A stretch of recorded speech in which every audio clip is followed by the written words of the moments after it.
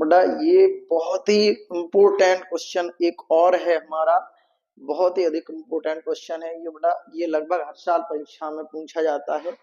Einstein द्वारा प्रकाश वैद्युत उत्सर्जन की व्याख्या अथवा प्रकाश वैद्युत समीकरण। और इसका आपने कुछ पार्ट तो बेटा उसमें पढ़ा हुआ है केमिस्ट्री में। तो जो आइंस्टीन है, आइंस्टीन ने प्रकाश वैद्युत प्रभाव की व्याख्या प्लांक के क्वांटम सिद्धांत के आधार पर की थी। इसके आधार पर की थी, प्लांक के क्वांटम सिद्धांत के आधार पर की थी। इसके आधार पर इन्होंने बताया था, प्लांक का क्वांटम सिद्धांत ये है कि प्रकाश जो है वो ऊर्जा के छोटे छोटे इलेक्ट्रॉन बंडलों के रूप में चलता है। प्रकाश किसमें चलता है? प्रकाश ऊर्जा के छोटे छोटे इलेक्ट्रॉन बंडलों के रूप में चलता है, जिन्हें हम फोटोन या क्वांटा कहते हैं। एक फोटोन या क्वांटा की ऊर्जा एच न्यू के बराबर होती है। एक फोटोन या क्वांटा की ऊर्जा किसके बराबर होती है बेटा? एच न्यू के बराबर होती है। और जब ये फोटोन किसी धातु पृष्ठ पर गिरता है तो उस, जैसे मान लो हम ये कहें कि बेटा ये हमारा कोई धातु पृष्ठ है, इसमें जो है ये हमारे इलेक्ट्रॉन भरे हुए हैं और यहाँ से कोई प्रकाश किरण ये आ रही है, तो ये किसके फॉर्म में आ रही है बेटा? फोटोन के फॉर्म में आ रही है। तो इस फोटोन को ये इलेक्ट्रॉन क्या कर लेगा बेटा? अवशोषित कर लेगा, एब्जॉर्ब कर लेगा।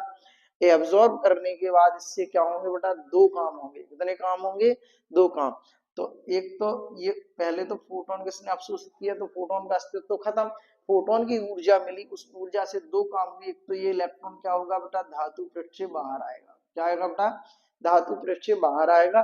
धातु पृष्ठ से बाहर आने में ये कुछ काम करेगा। इस काम को कहते हैं बेटा वर्क फंक्शन, कार्यफलन। क्या कहते हैं?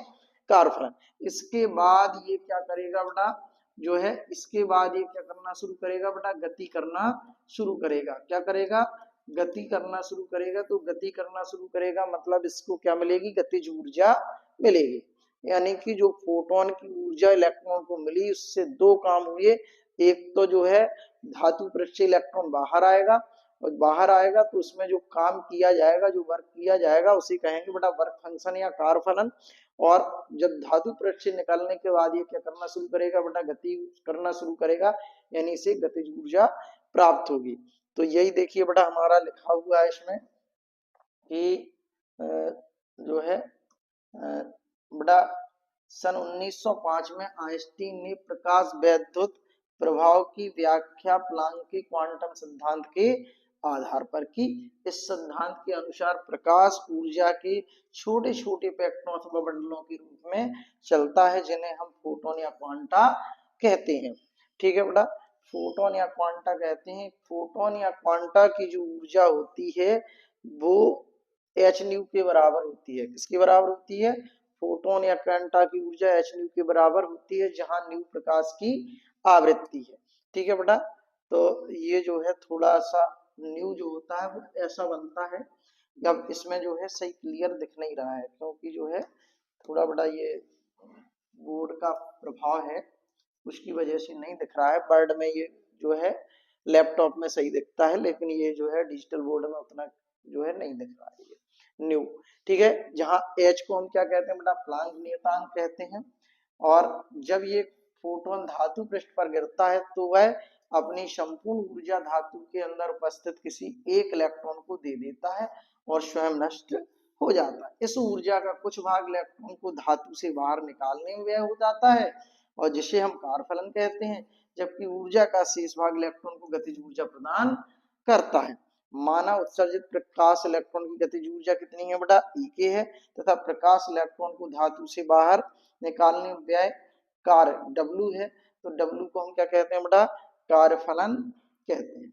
ठीक है, अब देखिए बेटा, तो हमारी जो ऊर्जा थी, इलेक्ट्रॉन को दी गई ऊर्जा कितनी थी बेटा? H new. कितनी थी ऊर्जा? W बराबर क्या था बेटा?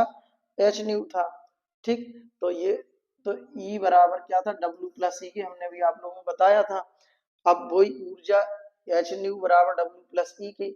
अब ये W हम क्या कर दिया बेटा? यहाँ से इधर ले गए, तो ये क्या हो जाएगा? E के बराबर एच न्यू माइनस W। अब देखिए बेटा जो है यदि धातु के लिए प्रकाश की दहली आवृत्ति क्या हो बेटा? न्यू जीरो हो। क्या हो बेटा? अगर आवृत्ति क्या हो?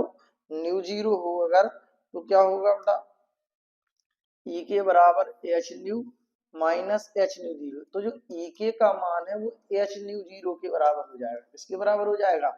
एच न्यू जीरो के बराबर हो जाएगा। तो यहाँ ई के बराबर क्या आ गया? एच न्यू माइनस के एच न्यू जीरो।